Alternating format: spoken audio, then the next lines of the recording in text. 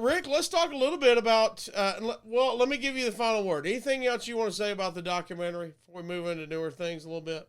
No, just I'm just thankful for everyone that had something nice to say to me, and like I said, I think that I kind of said this on first take the other day that you get to a point in life when it means more to you almost to be recognized and thought of in a good light by other mainstream people in other sports or other walks of life. But there's still nothing better than hearing something from Steve Austin or Hulk or any of the guys like that. I mean, it meant the world to me. Taker, I mean, it was, and Bruce. I mean, I consider Bruce, I mean, a legend in our business. Bruce has been in it a long time.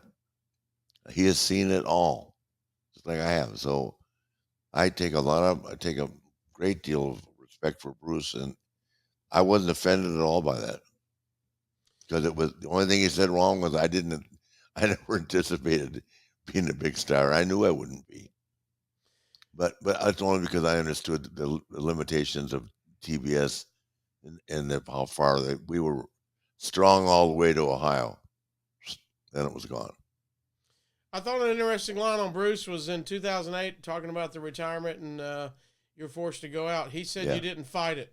Was that true? no, I didn't fight. No, the way they laid it out was awesome. I mean, I obviously, who wanted to, I didn't ever want to leave. Right. But I mean, I mean, think about Shawn Michaels, caring about me that much, and then wanting to be, um, saying the things he does about me. It just puts me in a special place. And Shawn's another guy like Kurt Angle. So happy that they never came to WCW. Oh, I mean, it would have changed our lives too. Kurt, especially, would have never ever had the career there. And I totally concur with Kurt. He's talked about me and Eric not, and I'm not even mad at Eric anymore. But it's important that people know the real story. You know, Different deal. For different, sure. different Um, deal.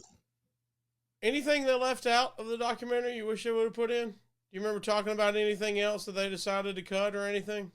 No, no. I tell you, for me, honestly, it would. I was so happy that they had put footage in there they got from Ashley's mom of Reed. That was really hard for me to watch because I always tell people he was on my watch when it happened, but I thought it gave people an insight to how hard it is to go on sometimes. Because man, I didn't know I was going to make it. No shit, Dave. If I had known Conrad when that happened, I probably would have had Conrad. He'd been in rehab with me,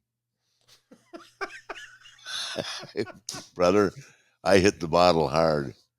Wow, it's hard to wake up to that. So seeing that was really hard for me, but it was very accurate. I love that kid, man. We